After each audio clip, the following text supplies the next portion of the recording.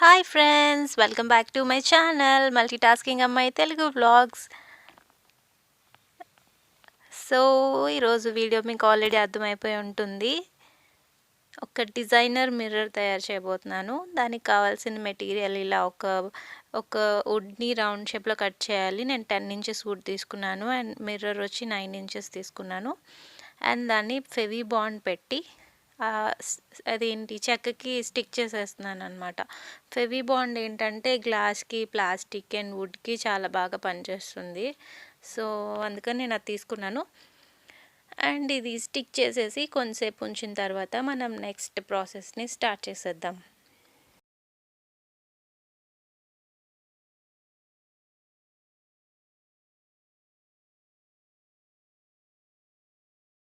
And next నేను spray paint తీసుకున్నాను silver కలర్ది. సో సిల్వర్ కలర్ పెయింట్ నేను ఇలాగా మిర్రర్కి ఒక పేపర్ని మనం అడ్డు పెట్టుకొని అప్పుడు స్ప్రే చేయలేదంటే మిర్రర్ పాడవుతుంది. సో అందుకని నేను ఇలా చేస్తున్నాను అనమాట.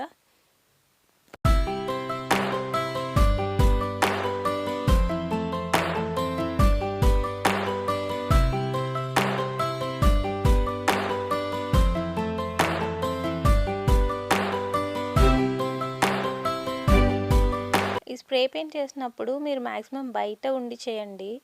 ఇంట్లో అయితే మొత్తం అదొక రకమైన స్మెల్ వచ్చేస్తుంది ఇల్లంతా. సో నెక్స్ట్ నేను కబాబ్ స్టిక్స్ తీసుకున్నాను. ఫస్ట్ 10 ఇంచెస్వి స్టిక్స్ తీసుకున్నాను.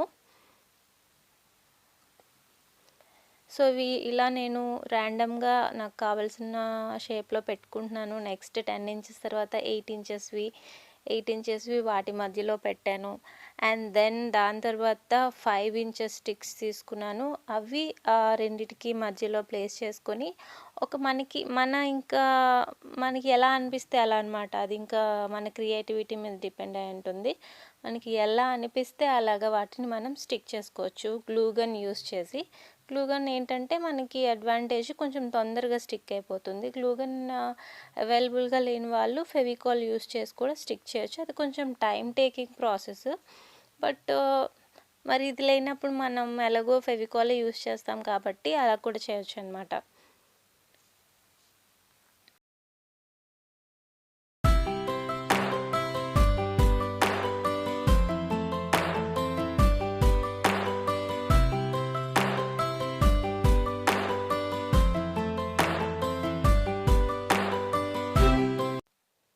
సో మొత్తం స్టిక్స్ అన్ని ఇలా మనం స్టిక్ చేసుకున్న తర్వాత మనము బ్యాక్ సైడ్ ఇలాగ ఒక రౌండ్ షేప్లో కొంచెం థిక్గా ఉండేది నా పేపర్ని కట్ చేసుకొని బ్యాక్ సైడ్ మొత్తం ఇలా స్టిక్ చేసేసుకోవాలి. ఫెవికాల్ యూస్ చేసి స్టిక్ చేసుకోవాలి. అది పేపర్ కదా, సో అందుకని కొంచెం కేర్ఫుల్గా స్టిక్ చేసుకోవాలి. అండ్ ఇప్పుడు చాలా జాగ్రత్తగా దాన్ని ఫ్రంట్ వైపు ఇలాగా టర్న్ చేయాలి.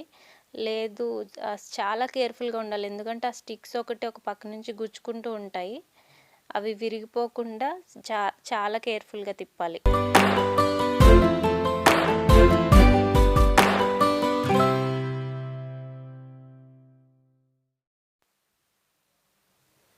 అండ్ ఇప్పుడు నేను ఫ్రంట్ వైపు మళ్ళీ పేపర్ స్టిక్ చేసేసి మొత్తం స్ప్రే చేస్తున్నాను మొత్తం స్టిక్స్ అన్నిటికీ.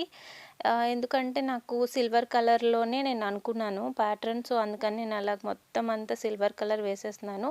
మీరు నార్మల్ పెయింట్ కూడా యూస్ చేయొచ్చు, లేదంటే స్ప్రే పెయింట్ కూడా యూస్ చేయొచ్చు. మీకు ఏది అవైలబుల్గా ఉంటే అది యూస్ చేయొచ్చు. నార్మల్ పెయింట్ కొంచెం టైం ఎక్కువ పడుతుంది, ఇదైతే ఈజీగా అయిపోతుంది. అండ్ స్ప్రే పెయింట్ చేసినప్పుడు బయట మేడ మీద కానీ లేదంటే బయట కానీ చేయడం మంచిది, ఇంట్లో అయితే పాడవుతుంది. అండ్ ఇక్కడ నేను కుందన్స్ తీసుకున్నాను ప్యాటర్న్కి. ఖాళీ ప్లేస్ ఏదైతే ఉందో మిర్రర్ చుట్టూ ఆ ప్లేస్లో నేను ఇలాగా కుందన్ స్టిక్ చేసుకుంటున్నాను. రెడ్ కలర్ ఎందుకు తీసుకున్నానంటే సిల్వర్ అండ్ రెడ్ కాంబినేషన్ బాగుంటుంది అనిపించింది. సో నేను అందుకని రెడ్ కలర్ తీసుకున్నాను. నెక్స్ట్ వచ్చి నేను డైమండ్ షేప్లోని ఇవి మిర్రర్స్ అనమాట, గ్లాస్ మిర్రర్సే. సో అవి తీసుకున్నాను. వాటిని ఇలాగ మొత్తం మిర్రర్ చుట్టూ ఆ ఫ్రేమ్ చుట్టూ ఇలా ప్లేస్ చేసుకుంటున్నాను అనమాట.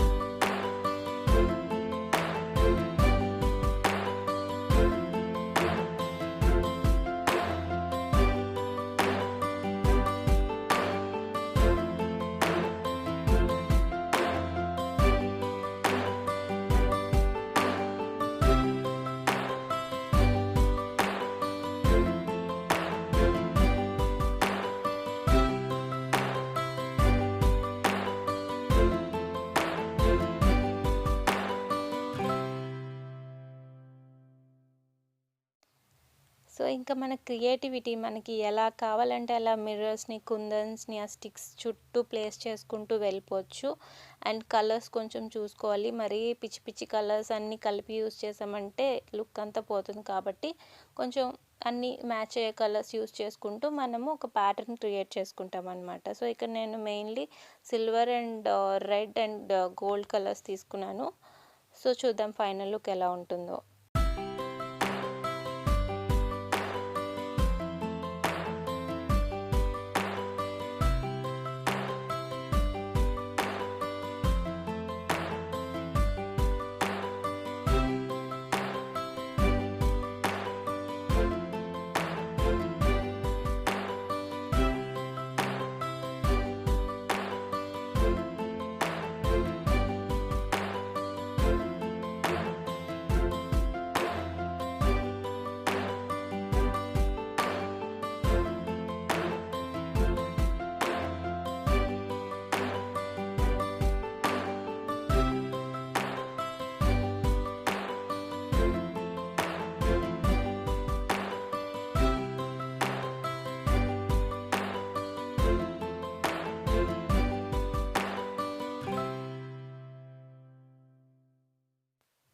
సో, హోప్ మీకు అందరికీ ఈ వీడియో నచ్చిందనుకుంటున్నాను. నచ్చితే లైక్ చేయండి, కమెంట్ చేయండి అండ్ షేర్ చేయండి మీ ఫ్రెండ్స్ అందరితోని. అండ్ నా ఛానల్‌ని సబ్స్క్రైబ్ చేయండి. అండ్ ఇదిగో ఫైనల్ లుక్ ఎలా ఉంది? చాలా బాగుంది కదా! చాలా చాలా చాలా బ్యూటిఫుల్‌గా ఉంది అండ్ చాలా రిచ్‌గా ఉంది. ఇది కొంచెం డార్క్ కలర్ ఉన్న వాల్‌కి పెట్టుకుంటే చాలా బాగుంటుంది. చూడండి ఎంత బాగుందో. ఫ్రెండ్స్ అంతే, ఈ వీడియో ఇక్కడితో ఎండ్ చేసేస్తున్నాను. నేను మిమ్మల్ని మళ్ళీ కలుస్తాను. అప్పటి వరకు బాయ్ బాయ్.